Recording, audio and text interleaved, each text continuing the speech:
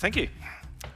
So, considering Umbraco and content management systems in general in the context of a digital experience platform, or a DXP, has been quite a hot topic over the past few years. We've seen many articles written, talks given, and positions established on just how the CMS either is or fits into a composable DXP strategy. In fact, the topic was so much discussed at last Codegarden event, it even established its own drinking game. So if it's not too early for some of you to start drinking, I really hope you arrived with a fully charged glass, because we are diving in that subject again today. So Bolette and I are part of the DXP group that sits within the Umbraco product and engineering team, and it's our responsibility to deliver and support initiatives in this space. So that includes the commercial packages that expand the capabilities of Umbraco, building integrations with third-party services, supporting the commercial and the open source package ecosystem, and generally trying to find a way to make it easier for you to build solutions with Umbraco alongside other components. Let's start out by trying to define what we mean when we talk of Umbraco as a DXP. As in truth, while there has been a lot of discussion going on, there has also been a bit of confusion about what it all means. At the very least, sometimes people mean slightly different things when they talk about DXP. On the one hand, we have talked about DXP composable strategies, very much tied up with modern web architecture, including microservices, headless API, and cloud-native components. And we also have talks about content management systems handling more than just content, and owning more of the solution that are delivered to the clients, which have led to a repositioning of these products as DXPs. And then we have people that honestly see all of this as nothing really new. Oftentimes, having Umbraco as an extendable platform is one of the things or the primary features that the developer mentioned as why they like working with the CMS. We have the full power of .NET under our hood, giving us a range of options to integrate with external services and data to deliver solutions to the clients. And we can expose Umbraco contents in various ways, not just as a website page. Meaning that the CMS has always been possible to use as a component in a wider architecture. So who's right here, and most importantly, where should we focus Umbraco within this space and viewpoints? In fact, it is our belief that all of these factors are important, and we can't not just pick one aspect to focus Umbraco on, even though that would make things easier for our communication team. Okay, so to do this, we need to continue to develop Umbraco's products and services so we can clearly offer value when the CMS is being considered both as and as part of a DXP. So considering Umbraco as a DXP is probably something we've shied away from in the past few years, and rightly so, because there are bigger competitors in the CMS space who have either bought or built additional products to allow them to own more of the solution that's delivered to clients, and thus they reposition themselves as digital experience platforms. Umbraco took its focus as being the best it could be as a CMS, and via the package ecosystem and its extensible nature, allowing you to build solutions using whatever best-of-breed other components made most sense for you.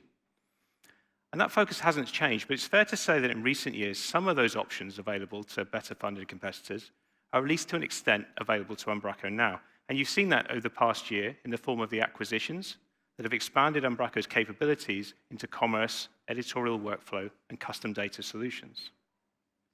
So now taking the core product, plus the established and the newer commercial offerings from HQ, and coupling these with those independent packages, both commercial and open source, that have really gone that extra mile to make their packages both look, feel, and work as part of the CMS, a large part of many very complex solutions can now come from Umbraco.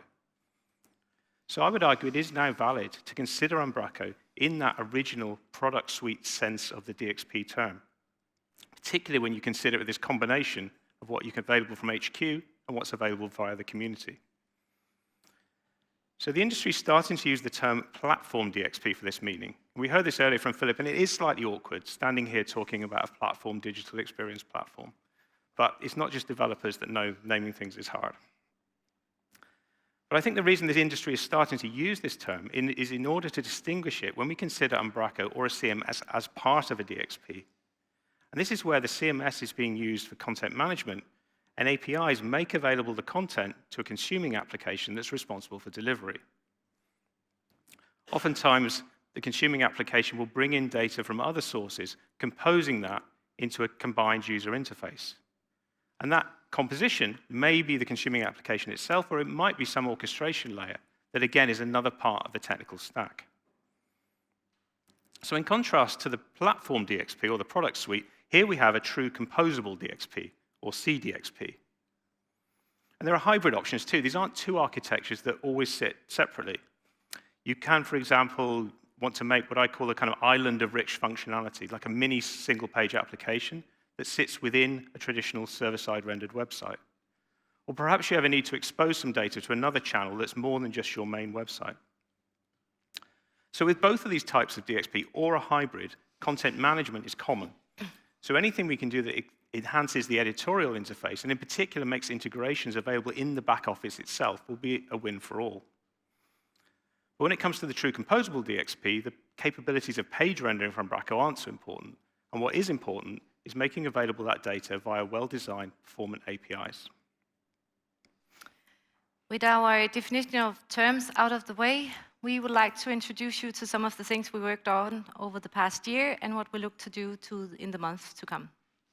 You will see how these things tie back to one or more of the focuses we just discussed, whether that is Umbraco in a platform DXP, or supporting Umbraco in a composable DXP, or making it easier to build integrations as part of the solution that you put together. So we've been exceptionally lucky this year to welcome not only 3 new products into the Umbraco fold, but also the 3 fantastic people that were responsible for building them as new colleagues. So first through the door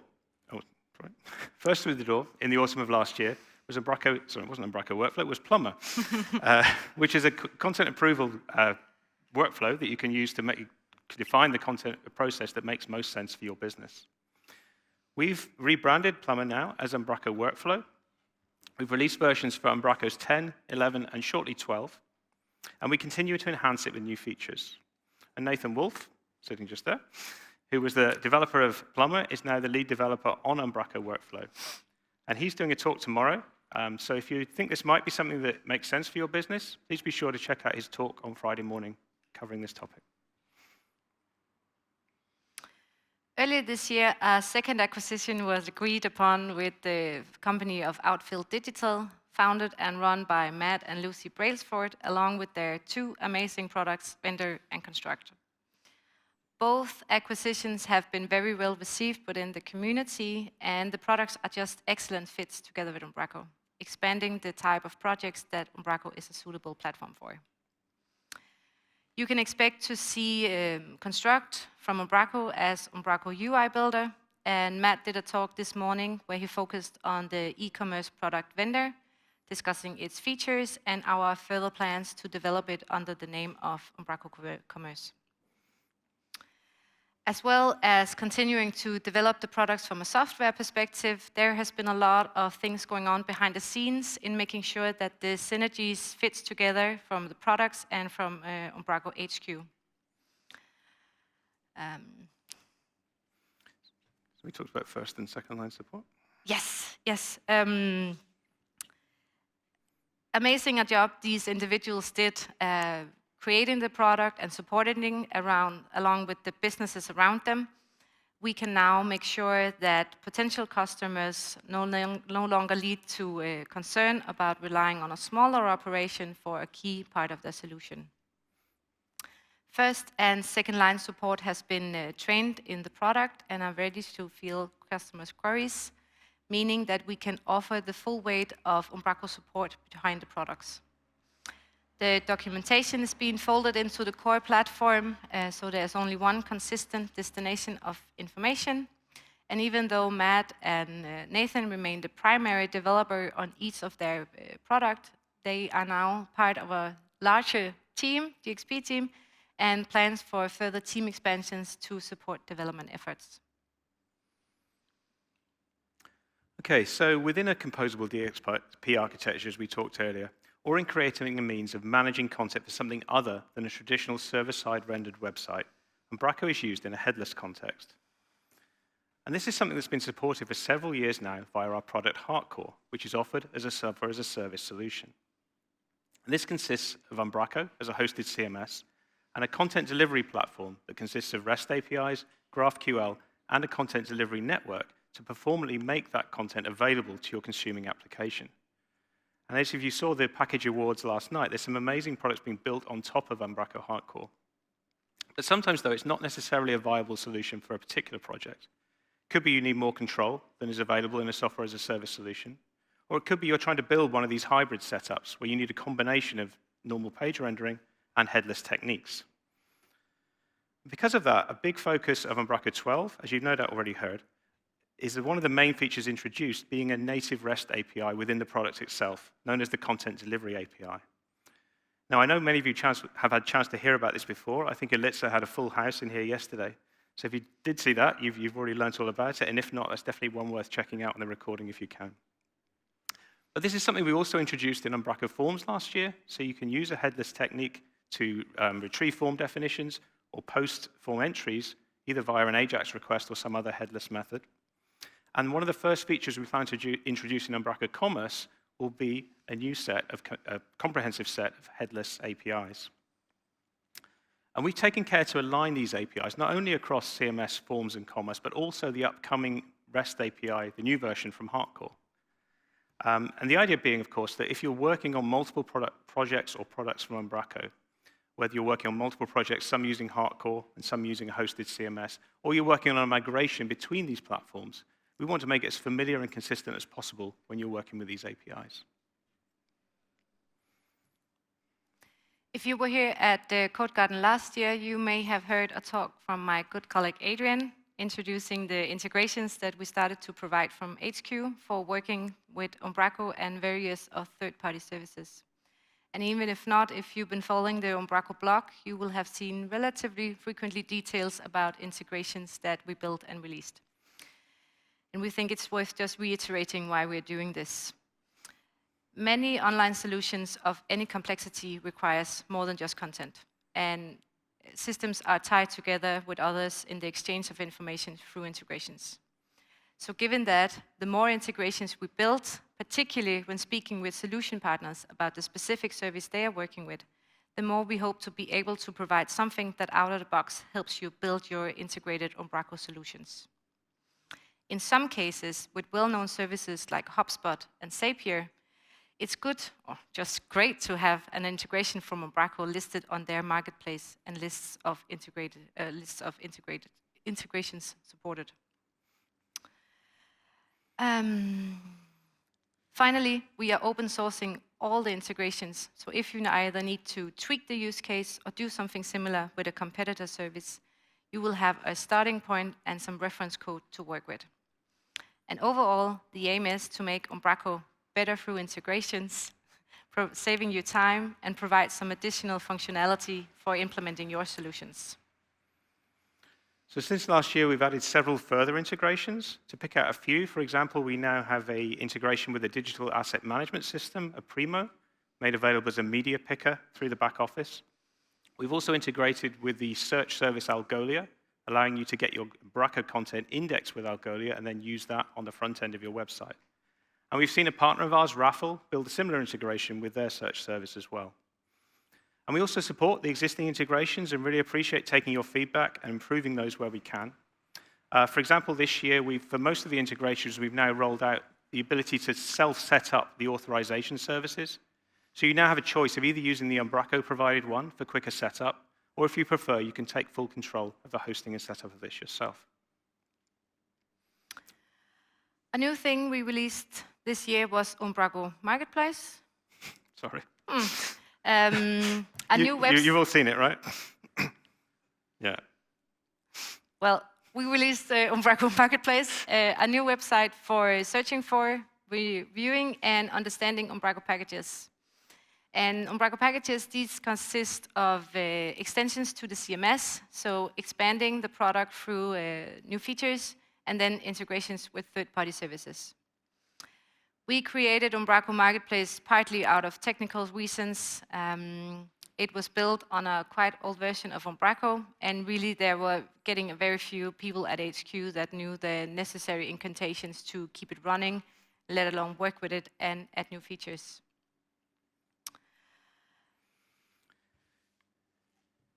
Yes, we also find that since Umbraco 9 and Umbraco packages being NuGet packages, there is just less of value in a separate listing that you have to independently maintain.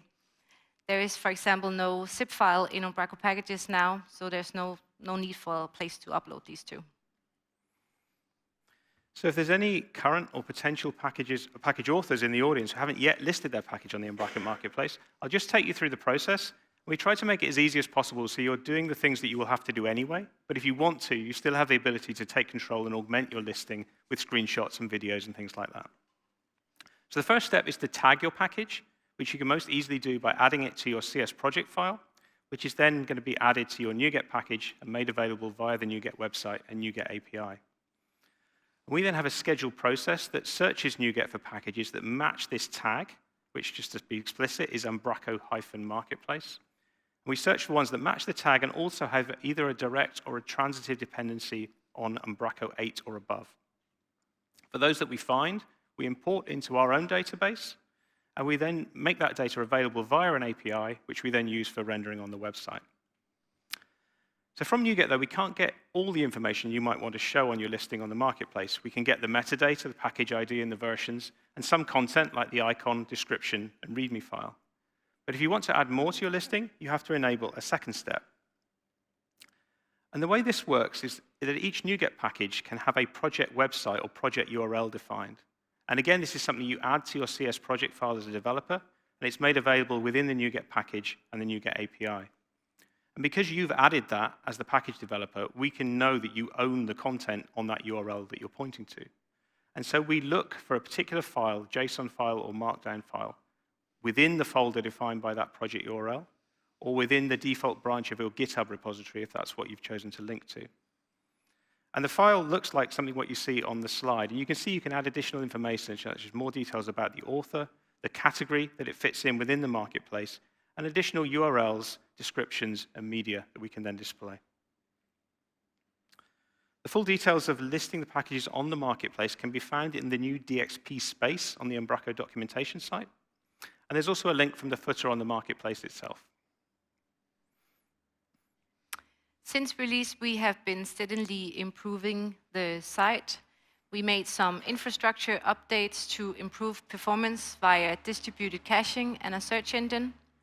And from a presentation perspective, we added details such as credit for package award winners.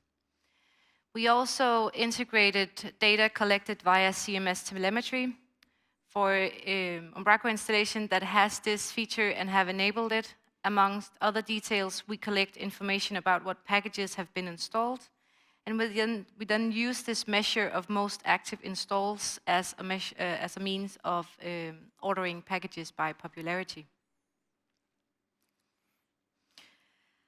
A long-term aim we have for supporting the commercial package ecosystem is to introduce a licensing service, such that this no longer has to be something that each developer needs to implement themselves, and so we can provide like a consistent solution presented within Umbraco. We can give a small update on this today and also confirm that we still work on it, but we have a fair bit to do on the technical side still, as well as ironing out how people can utilize this. Yeah, so the new system allows us to properly implement a subscription licensing model. And the way that it works is that on startup and on a schedule, Umbraco, when it has one of the products installed that uses the new licensing component, will make a call out to a service that we host, providing the license keys that are held in configuration. With a response that comes back, a notification is fired, which can be handled by the product itself, And the product can then adjust its functionality as appropriate, depending on whether a valid or an invalid or an expired license has been received. And we've made some reasonable progress on this in terms of integrating this solution within Umbraco workflow. So this was the first use of the service as of December last year. It's used within Umbraco workflow, and as of Umbraco 12, we'll also be using it for Umbraco Deploy on-premise and Umbraco Commerce. But in order to roll out further, though, to other Umbraco products and to those hosted on cloud, we need to do a bit more in terms of automation of license creation to avoid the manual steps that are necessary now. We want to get to a point where if you buy a license online or if you spin up a cloud project, these licenses are created automatically without this manual steps. So the first part of this we'll be working on in the latter half of this year is to build a licensing management API.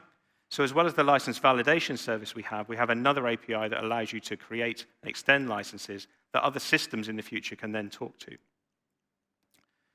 We'll then be considering rolling this out across other HQ products and potentially for Umbraco Cloud. And then when we have that in place and established, we'll then be considering how can we make this available to third-party package developers. Because we're very aware that this is an issue that a lot of developers run into and all have to solve independently at the moment. So if there's a way for Umbraco to provide a consistent way of doing that, we'd love to provide it, and we are working towards it.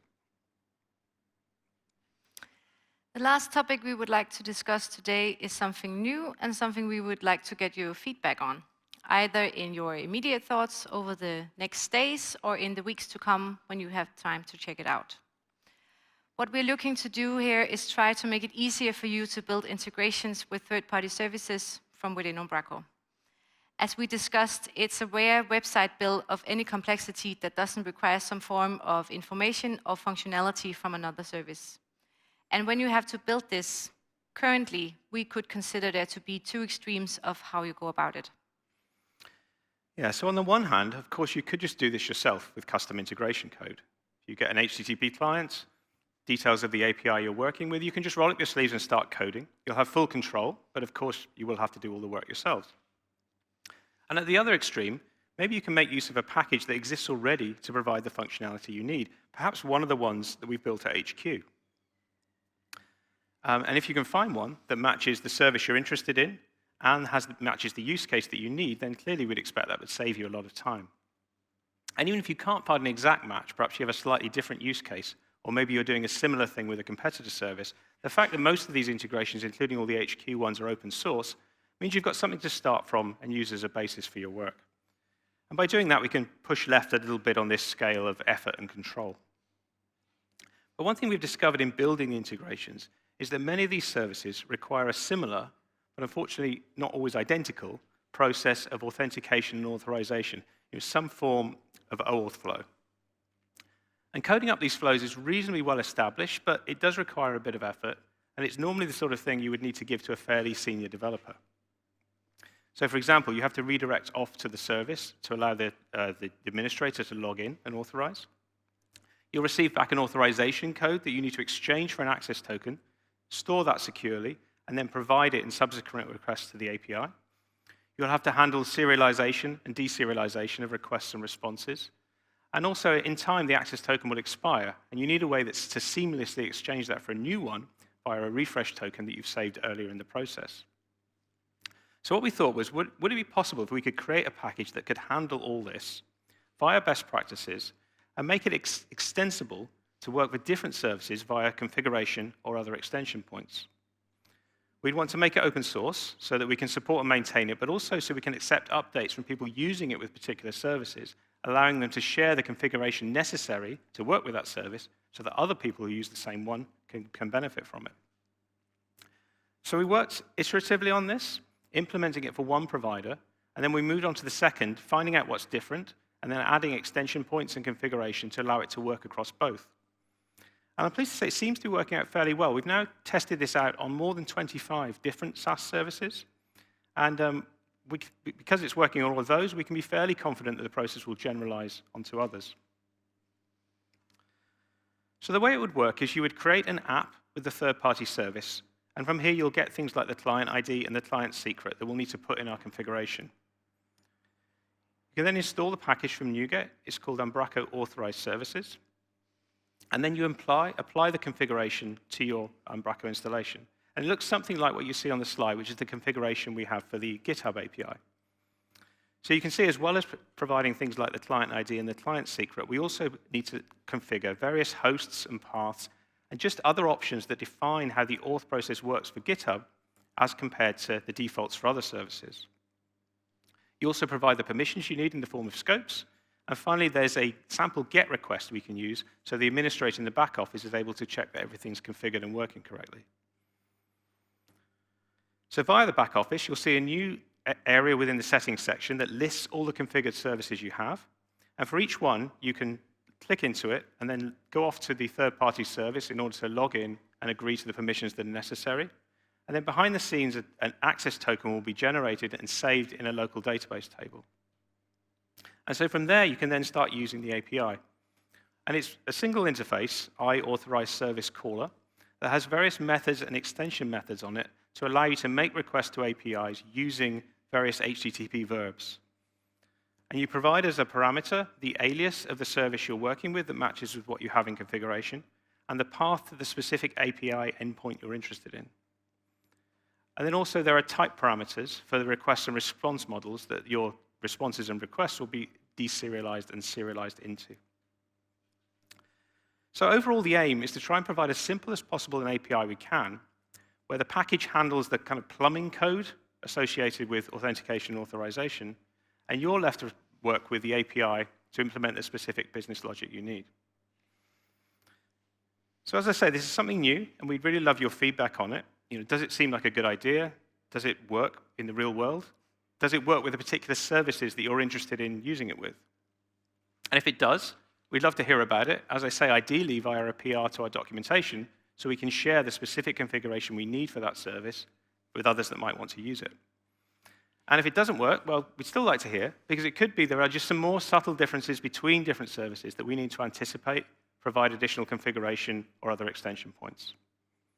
So if you go home with that post-Codegarden buzz and want to check this one out, the package is already released. It's out as a 0.1 release on NuGet, just signifying it's still a little bit experimental. It could be subject to some change. And we've also open-sourced the GitHub repository, where we documented not just how to use the package, but also how we've built it. So if you want to dive into the code, there's something to help you get started there. And yeah, we really look forward to hearing what you think about this. And that was all we had for you today. We hope we've shown a combination of progress and plans on how to move this extendable Umbraco platform forward in all the context of the phrase digital experience platform. I've just thought, we've just got to the end of our technical conference, and we haven't mentioned AI once. Is there any, it's too late, but is there anything we can do? AI.